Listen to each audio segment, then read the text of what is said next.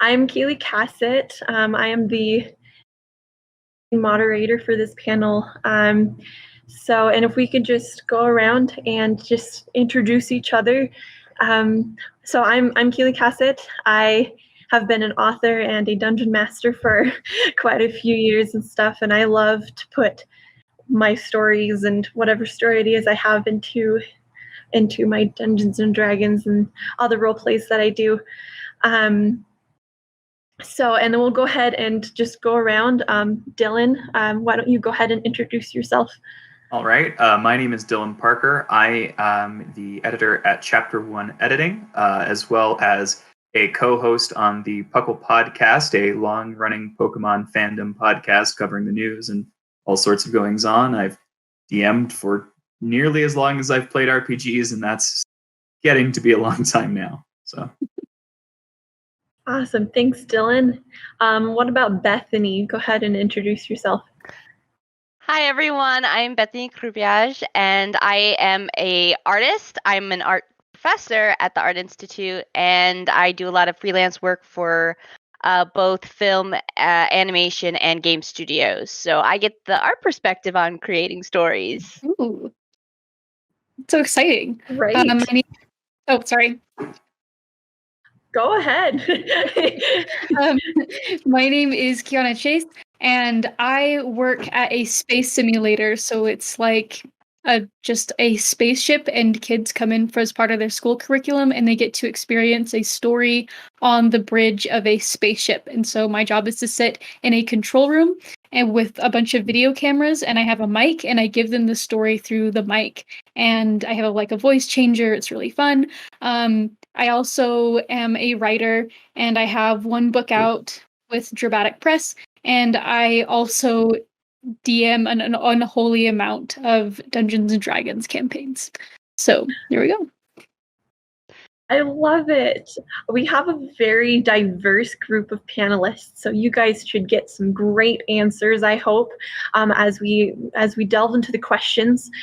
Just so you know, towards the end, we're hoping to do a question and answer. So if you have questions to give us, please feel free, and we'll see if we can be able to answer those questions that you give.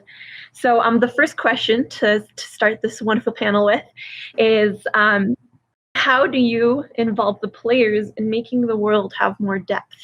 So I'll let whoever wants to start with that. I think it would be first giving the player something to care about. Because, if you don't have either a story or something about a character that you want to know more of, or something about them that that you just have a connection with, they're just gonna find it very bland, and they're not gonna care, and they're just gonna be kind of zone out and maybe even click X on the game, Yeah. I think tying into that, providing connections. And what I like doing is I'll look at the character backstories that kids will give me. I say kids because most of the people that I DM for or whatever are kids, and there will often be holes in their backstory where it's oh, and I just don't have any parents, because why would you? And incorporating those little holes into the bigger narrative, where they're getting letters from a mysterious person who's probably their father, or other things. It really makes it feel personal to them and helps them feel like more of a hero, because their past is affecting the narrative, and their choices have a direct effect on the narrative that's being told. Oh, absolutely. Oh, go ahead, Dylan. What I was going to say is one of the big tips for getting player investment is to have a session 0 or something before you start either a campaign or an arc, where you sit down and ask, what do you want? Where do you where do you want your characters to experience and grow?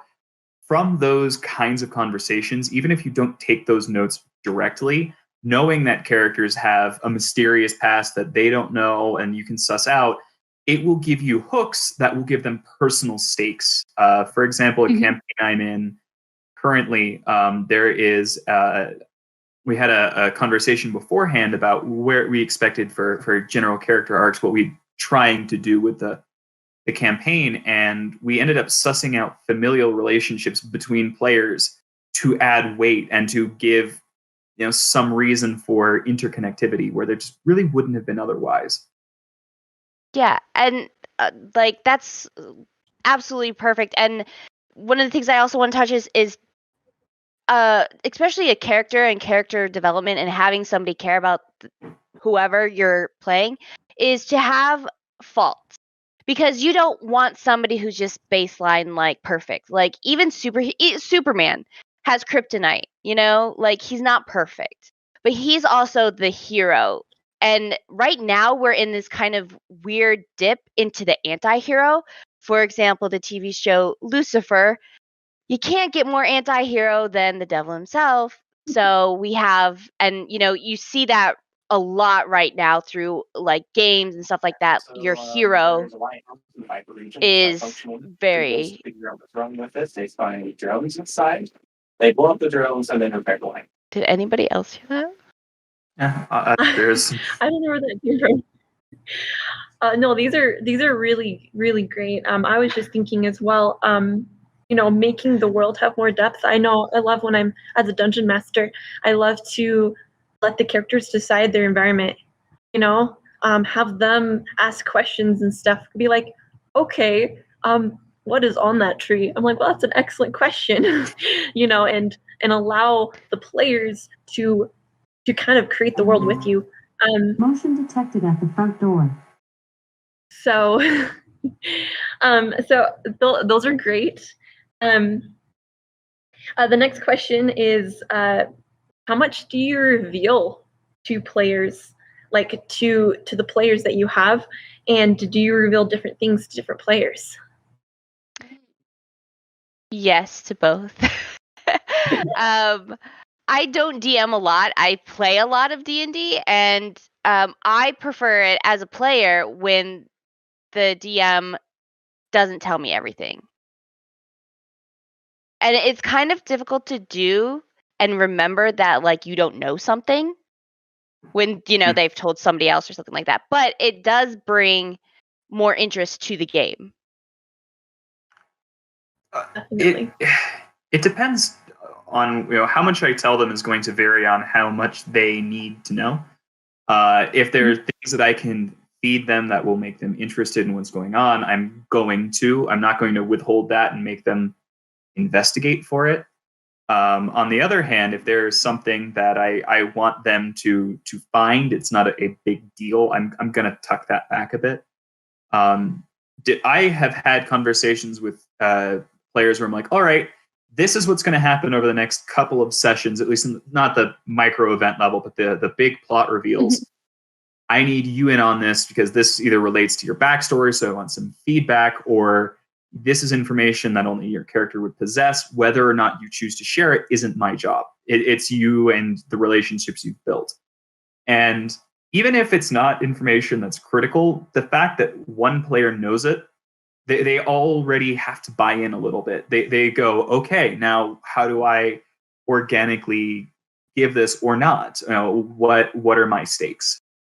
Yeah, I really like that. And for me, I find it varies from campaign to campaign. And basically, I do whatever will keep their interest the most. For example, we had one campaign that my husband and I joint ran, and this campaign has been going on for literal years. And there was this big reveal that like this cat that one of the player characters had adopted was and had been in the session for like months and months and months was actually his dad and was just like following him around. And that was a secret that we kept for months, but there was someone sending like him mysterious packages and letters, and he thought it was like the big bad evil guy, but it was his dad. And because like drawing out that suspense, it really like enhanced the story and kept their interest.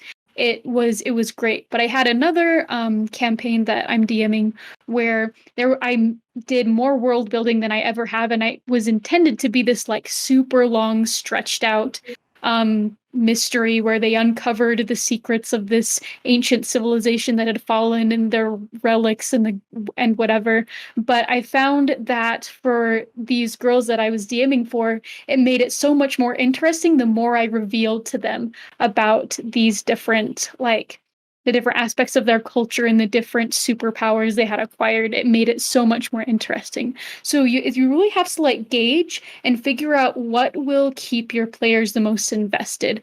And I really liked what Dylan was talking about when it came to like giving specific characters key points of information that just their character knows and letting them do what they want with it. That's a really fantastic idea. I love that. Thanks. Thank you for that. Do we have any other thoughts before we move on to the next question for that?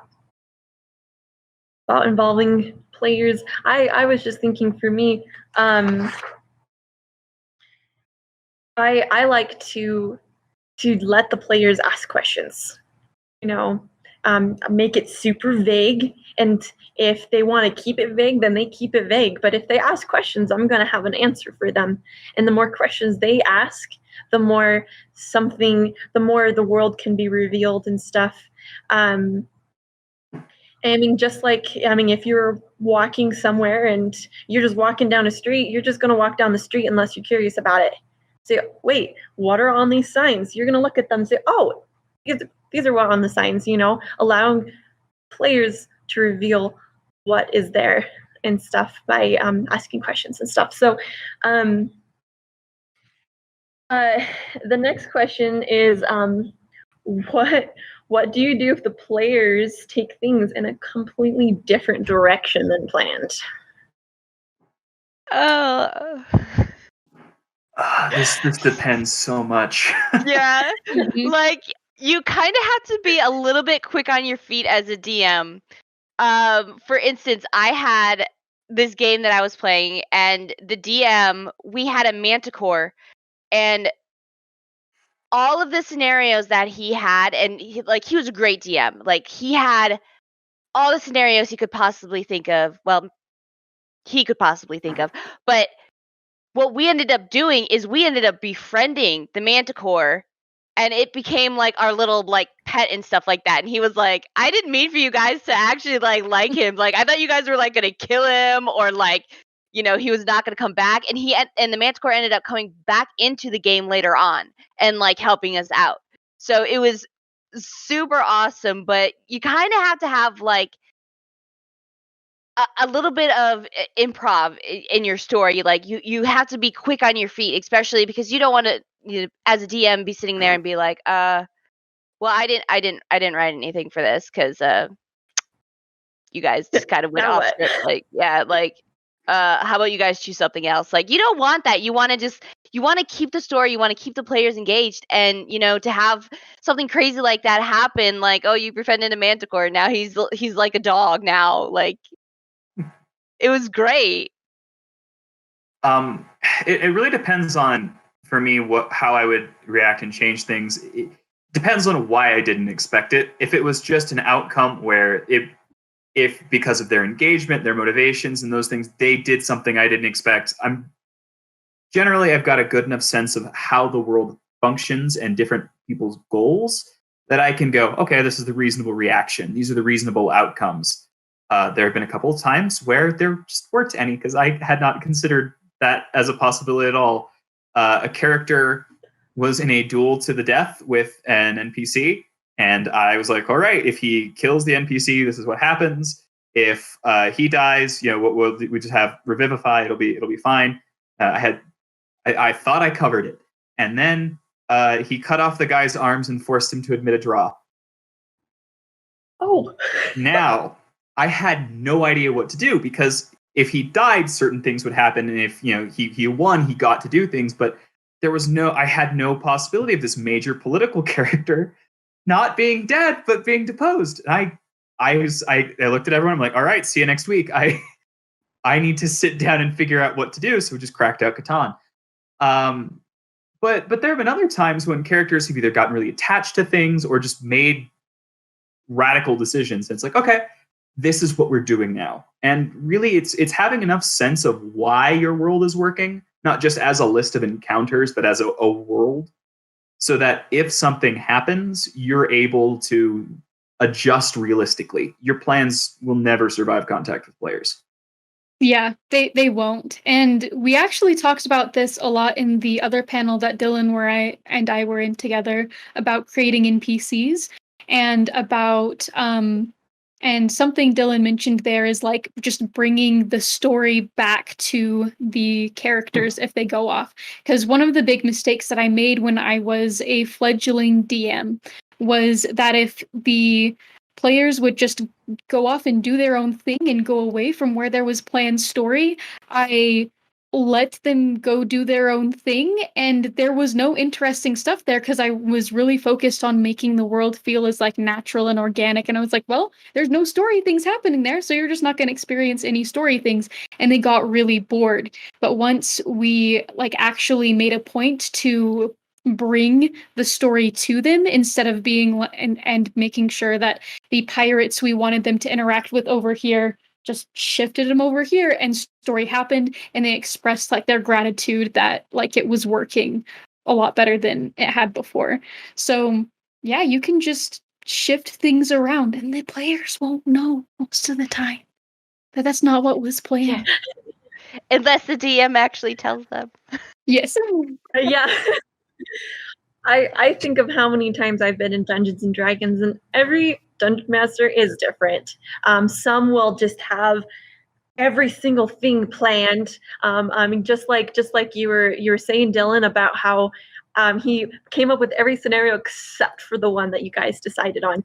I know for me personally, as a Dungeon Master, I have a world, I have ideas, and I have an objective. So I have where they're going to be eventually.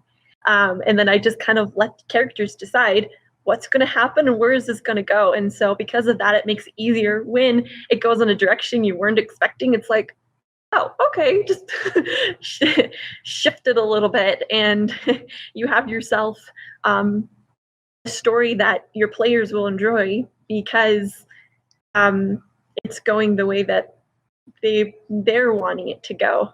And I think that really is what makes it super fun. So I don't know if this is going backwards in the questions or if this is helping push it forward, but you know, what makes a good story in RPGs? Ooh. Like, what makes it a good story? Okay, here are my thoughts on this. I've been thinking about this a lot, so I'm really glad you asked. And for me, a good story in an RPG is one where the player characters feel like they are important and they feel like they have impact on the world in a meaningful way. And sometimes, like, it's so crazy because I DM at like my middle school's club, right? I'm not in middle school. I teach at a middle school. But I have to clarify. Really? We have a board. Wouldn't have guessed. We have a board like a it's written it says it has been so many days since Quiana's been mistaken for a student, and like I think it's at 5 right now. But It's okay. I have the same thing happen at my job. I'm a professor, but everybody thinks I'm a student, and I'm like, no. Yeah. But thank you. Yeah, it's a great compliment. I'm so glad you think I'm 12. But we started this up, and I had a group of like mostly like really timid girls, and I was like, okay, I'm going to make them live this super protagonisty life. They're going to adore the world that they're set in. They're going to feel like they're living in a novel. I'm really excited for it. And then my friend was DMing a group of all boys, and they were like really rowdy and like not super responsible in their normal class. You could tell they were kind of like the underdogs, and he was like, we're just going to do a dungeon crawler. And it ended up totally flipping. Like the boys, their fantasy was to figure out meals on a ship and meticulously like plan out trading routes and like actually be like responsible over mundane things. That was their fantasy. And my girls, who were usually like in class and in real life, are the most like demure, like quiet, sweet, very well behaved, are the most hoboist murder hobos I've ever met in my entire life. And so it's like giving your players an outlet to step out of their normal, ordinary life and experience something different and explore parts of themselves that they normally couldn't. I feel like that's it. That's the most important part of an RPG. And as a dungeon master, you have so much influence over that, and you can craft something perfectly, like not perfectly, but to shape those particular ideas. I would agree. I might even modify your definition of a good story a little bit to be something that makes the players excited to engage.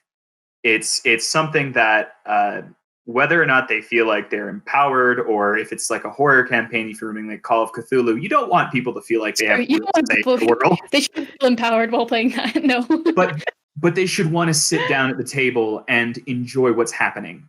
And whether that means that your story is Grug the Barbarian and his 17 friends charge through the Tomb of Horrors as many times as it takes, or if it's a deep psychological mystery hunt through 14th century England, as long as the players are excited to sit down and the story gives them what they're trying to engage with, you have told the good story. It does not need a strong character arc. It does not need anything except people to enjoy themselves. Absolutely. Exactly. And you really have to, as a DM, like, it kind of goes with being very like on top of things, like, because if you sense that somebody is not interested and they're just kind of like staring off into the distance, you want to bring them back, and you want to find a way to bring them back. And one of the ways to do that is to find something in your story to give them specifically and be like, like, this is your role. You're actually the pirate. You're actually the pirate king, and you've kind of like just been a mate so far because you wanted to see how other people were. So like when you took over the crew, like you knew who to like send off the plank. Like you want to give them some validation to keep coming back, or like we had a game where two of the guys both wanted to be bards, and well, like, you can only have so many bards who are doing interesting things. So to change it up, one of them became a bard that sung like Santana, and the other one sung like, I can't remember who the other one is, but it was a country singer, and they had to sing duets together. So they weren't allowed to speak at all. They had to sing, and they had to sing in that style together. And it was the funniest thing, and it kept everybody else interested as well. So like, like me, like I wasn't at this point in the thing, I was like kind of like sidelined, like not really doing anything in the game, but to be there to see their interaction made it worth spending 5 hours in that session, because it was hilarious how they had to try and improv themselves to work together. So like, it's not just about focusing on one person. It's focusing on all of them and how they all interact together, and really just making it like a community, like a family almost. Yeah. I love all of that. Those are great. I was just thinking, I as a writer as well, I love to involve the characters and their backgrounds and how they can encourage the story. I was just thinking, I was in a campaign where I was a bipolar elf, and I was half wood elf and half fire elf, I think. I don't remember, but either way, polar opposites. That's why I was bipolar. I thought I'd just kind of take certain liberties with that. And my DM never let me switch. I had to stay one character the whole time, and it drove me crazy because I didn't get to enjoy the story as much as I wanted to, because I didn't get that. I didn't get the bipolar elf that I wanted. Did you talk to the DM? Oh, several times. Oh no! I know, so sad. No. Sad story, I know, but I guess what I'm saying is the dungeon master should allow the characters the opportunity to shine. Let them, Yes. if you came up with a bipolar elf, or the elf gets super hyperactive when they see a pine cone, let them be super, maybe they're walking through the woods. Oh no, you see a pine cone. Now let's see where it's gonna take you. So Yeah. and I would say even as a dungeon master, encourage the characters to have some kind of perks and stuff to enhance the story. They look through a barrel and they roll a 5. And you're like, okay, you found a fork. And they get so excited about the fork. And they use the fork for everything. It's hilarious. Yeah, like people are so creative in their own sense, and like they want to do something, and they want to just being yourself or being the weirdest you can be in a game is so much fun because you get to watch everybody else laugh at you and your jokes. And just it's such a good feeling when everybody's just having a good time. And that's why like D&D sessions last so long, is because you're all having a good time and you don't want it to end. And being a DM is probably the hardest role because you have to also step back and let the players be themselves. There was a comic Or- I saw a little bit ago where there's a comic I saw a little bit ago where it's 3 DMs are talking about their previous session. And he's like, yeah, I almost had a TPK. This fight was a lot harder than I thought. And the other one's like, yeah, they had this whole murder mystery, but it got resolved quickly. And so the third guy's like, well, what about you? He's like, oh, not much happened. I just got to sit. I just sat back and my players all talked to each other in character. And then it zooms in. He's like, it was glorious. And that's Saw that like yesterday.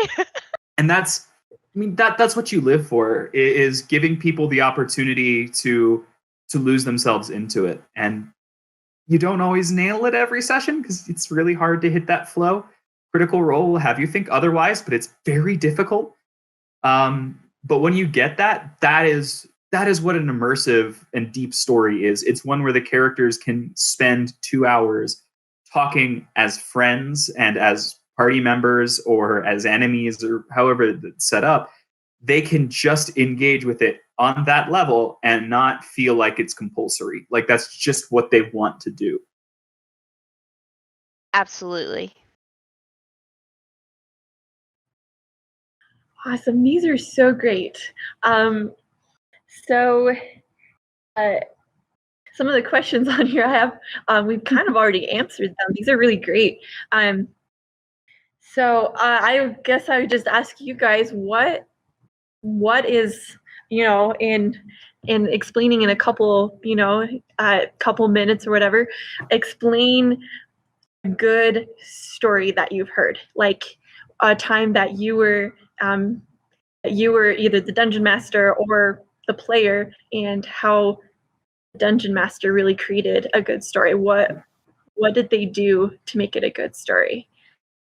So get you thinking. That's a challenging question for sure. A lot of the best stories took several years to tell, and summarizing it would be challenging. It would take us another 3 years. Yeah. A campaign that I wrapped up last fall-ish had been going on for 2.5, 3 years, and it was a Pokemon tabletop campaign.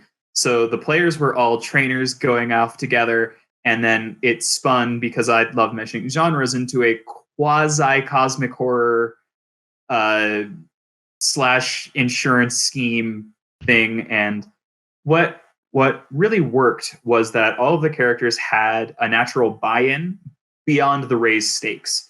They all had a reason that they were going in, and I got to pull into their backstories and bring those threads into the main plot. And every time it happened, one of the players would gasp, and just they would not know what to do. They would try to have to react, and that was really good. One of my players was like, I'm really excited every time we sit down, but the night before I'm just laying in bed going, we're all going to die. We're all going to die. And I don't know what else I could have asked for. That's great. That's what we were going for.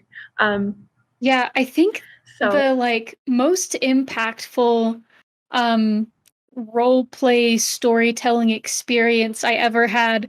It's kind of wacky. And I promise this is not a self-plug for the like presentation I'll be doing tomorrow. But this summer, someone hacked into our Minecraft server, like a random person hacked into our Minecraft server and started giving us a story. Like started providing quests and like building all of these things and turned it into this massive like epic tale of like gods and you know and love and tragedy and loss, and it was insane. And this random person like managed to find little tiny like they managed to make every single person on the story important to the overall plot somehow. They had like different connections in different ways, and I loved it. I ate it up, partially because there's a mystery. I didn't know who my DM was.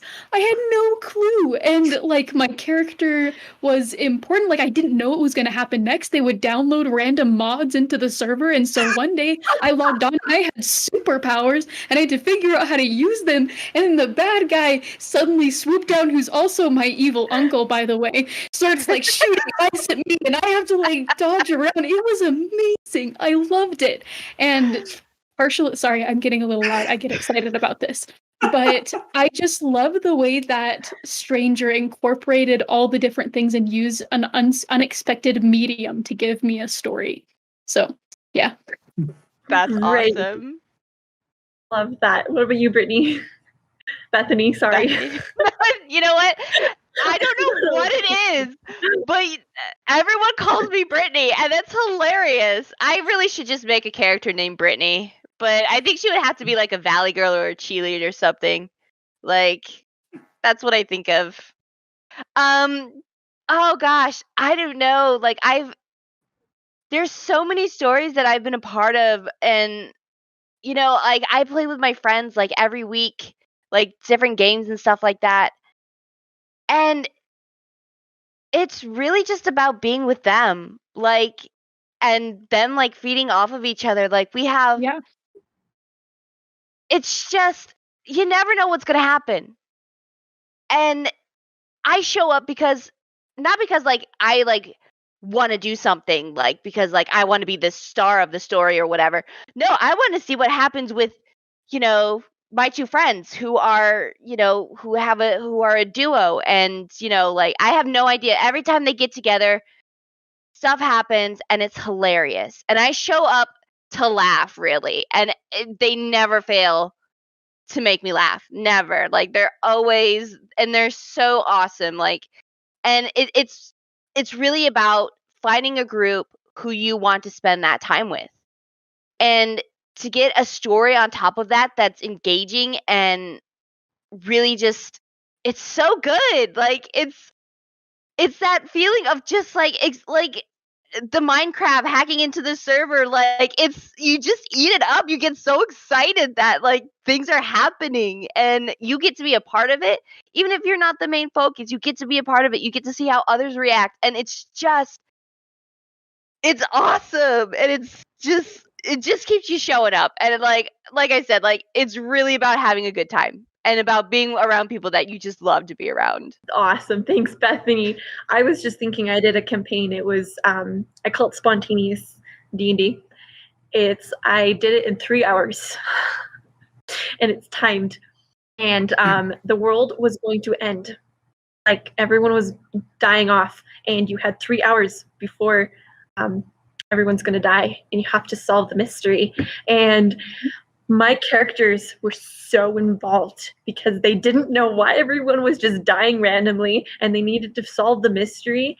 And as a dungeon master, I would do things like if they rolled a critical, like a 1 or a 2 on the D20, and trying to attack someone or something, then I'd be like, oh no, you were unconscious for 10 minutes.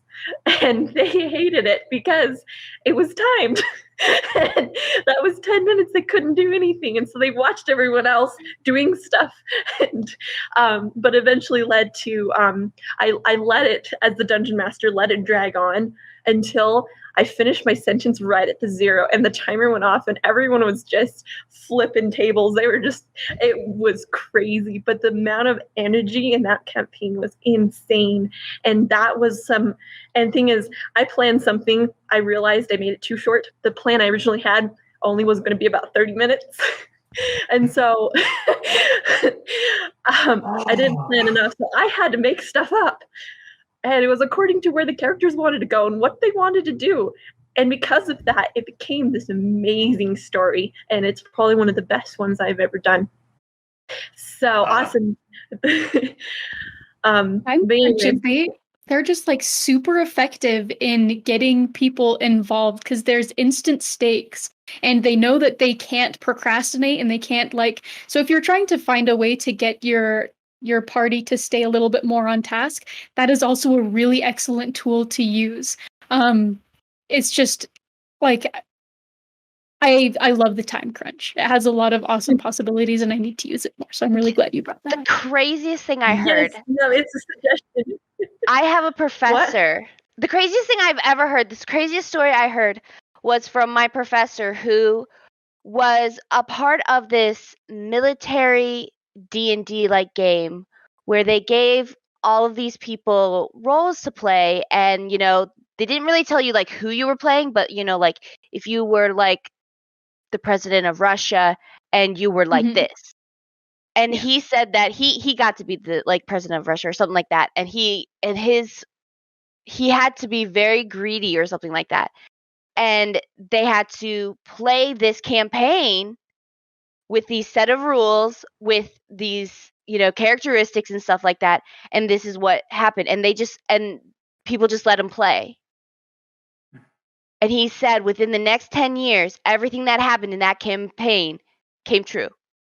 And it's one of the reasons, and it's game design people who ended up like taking that and turning it like into stuff like D&D. It was crazy. Crazy. This is the craziest story I ever heard. I was like, I'm not surprised. Simulations are really, really powerful tools. And like to evaluate human behavior, that's another big thing that I do is like week-long simulations very similar to that. Usually they involve aliens or time travel, but like it's still powerful stuff. It could happen. It could happen. The best one shot I ever ran, it was like a 12-hour day. Like people came right after breakfast and left before bed. But I gave them all their character sheets and backstories when they showed up. And I said, one of you is a traitor, and I told them that in character. There was like a soothsayer. Here's the thing. They were all traitors. No, there was all traitors. Everyone was on the mission to betray everyone else. So everyone thought everyone else was safe.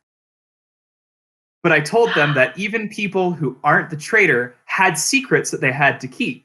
So all of the suspicious behavior, people were like, all right, they're trying to cover their secret. And it worked perfectly. The ending, when they were trying to escort the item out of the dungeon, there was an anti-teleportation area. And once they got out, if the bad guy had it, that was game.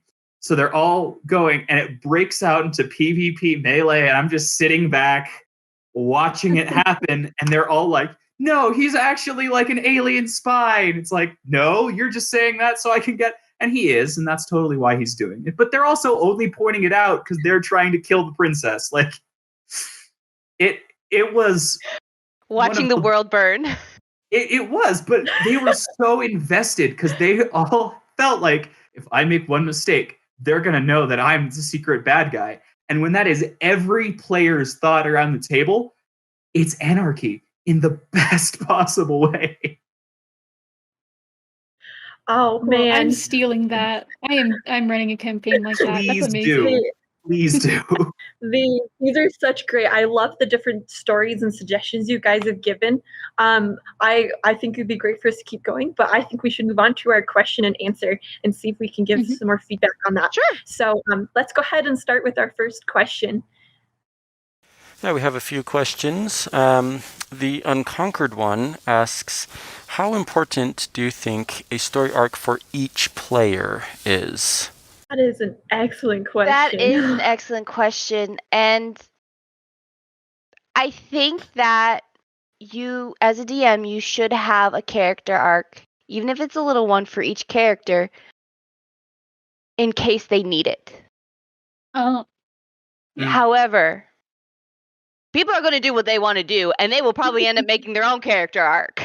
So the sweet little innocent girl in the background ends up being this evil murderous villain, like naturally. Like it just happens.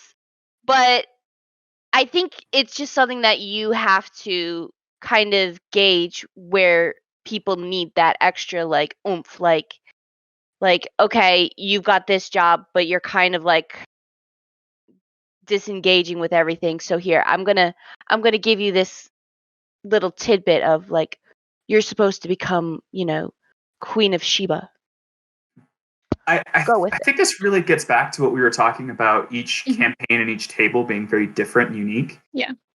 Because there are absolutely tables where I have run mini arcs that focused on each character's backstories, and it was super important for that. I have also played campaigns where that would have felt inappropriate because the group dynamic was more important than anything else. And focusing on any person or their contributions would have felt like spotlighting someone in a way I'm not sure they would have been comfortable with.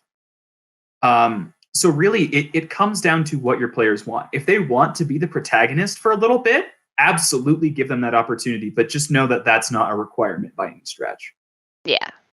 Yeah, and I already responded to that question, just like I typed up my own answer there, which is basically that, it depends, which is the most unhelpful and yet answer ever, but there we go. But it does. It really does depend because it really comes down to who you're playing with.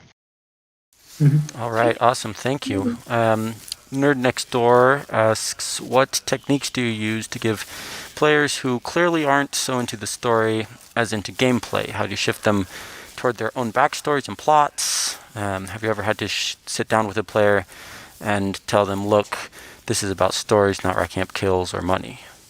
To me, that sounds like a mismatch between player expectations and DM expectations. And that is a conversation that you need to have. I have a player who is not a big fan of roleplay. He's one of my best friends, and he's in one of my longest running tables. And he's present and attentive for the roleplay, but he doesn't really participate because what he wants to do is smack things around. And that's fine. He doesn't need to. He engages when it's appropriate. And by and large, I want him to have his fun. I don't want to sit and force him to participate. But that's how I handled it. I can see other tables needing different responses. That's a 100% appropriate response, I feel like, as long as they're not taking away from other characters. It's okay to let them just be obsessed with money and and smacking things. Yeah. Awesome. Good answer. PP3SI asks, what do you do to help players get absorbed in the scene and setting? Kind of the immersion side of immersive storytelling. What types of details work best for drawing people in? Ooh. It's a really good question. I mentioned this I'm going before. with her. Sorry. No, go ahead. I was just going to say it depends. At least in my experience, when I'm trying to get people in an immersive setting, the details that I give are sight plus one is basically how I would describe it, where it's what they see and how that is, to describe it in more than just it's like, but give there are 13 trees with moss or whatever it is, but then give them one other scent to engage with. By and large, people will be able to draw other conclusions. But if you give them what they can see, because humans are very visual creatures generally, and then one other scent, they're good. Yeah. I think another thing that you can do is provide details that make the setting stand out and unique. For example, there was a one shot I did recently where all the characters started out, they brought their own character sheets, and they're all sitting in a room in their full medieval armor. And there's And all they know is that they're sitting in these chairs. There's a grumpy guy on his phone in the corner, and they can hear a vacuum in the hallway. And that's how the campaign started out. And so it's those little things that make your that add to the environment of the story and make it stand out. Yeah, and if your players are disengaged for some reason, you just need to give them a little something. You can have something big happen as well. It depends on what you want to do. Like you could say like, "Oh, the tower next door blew up. Go figure out what's going on." Or you could be like, "Hey, there's this amber stuck in a tree, and you have to figure out why it's there." You know, Yeah. it could just be a little something, and players will write it themselves sometimes. Yeah. In the chat, someone was talking about, because we were talking about pine cones earlier, right? How, like, let's say a character is super obsessed with pine cones. And someone in the chat mentioned putting those pine cones in places that don't belong. Like, what if you ended them just showing up in different places? And so taking little elements and just things that shouldn't be there and helping that, like, add things that your characters will be interested in and notice. So, which is a great way to involve them. Yeah.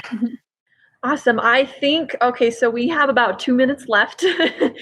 So I think we'll go ahead and I don't know if there's enough time for one more question. I think we could give our outros. Yes, I was just thinking, let's just do some closing remarks. But yeah, the questions that the audiences give, thank you so much for that, and thank you, panels. Let's go ahead and just say some closing remarks. So yeah, I've been I have a blog. It's called Kaylee's Greater Destiny.weebly.com. I have some of my stories on it. I'll probably be adding some of some campaign stuff I have on there as well. So it's still in the process of making. You can also find me on Facebook and Instagram. So and we'll just go around and finish off with that. Go ahead, Dylan. My name is Dylan Parker again. You can find me online at www.chapter1editing.com. If you have anything, I'm currently taking submissions for developmental edits and sensitivity reads and that kind of thing. So if you're in the market, I'm good. You can also catch me and my friends talking Pokemon at the Puckle Podcast, and you can find that wherever fine podcasts are sold, and also Spotify. Awesome. I'm Bethany Krupiarz, and you can find me at bethanyesportfolio.com. You can see my artwork or go to the art show. Everyone should go to the art show. And yeah, I'm always free to do some artwork or be a part of any kind of role-playing game. So sweet. Hit me up. All right. I have a bunch of panels that I'll be on tomorrow, so you can just look me up and see if any of those will be interesting. But I think the thing of most interest is I'm going to be giving a presentation on that guy who hacked into the Minecraft server tomorrow at 11. So that'll be a fun time. I also am available to chat over Discord. I basically live on here, especially this weekend. So feel free to hit me up. And yeah.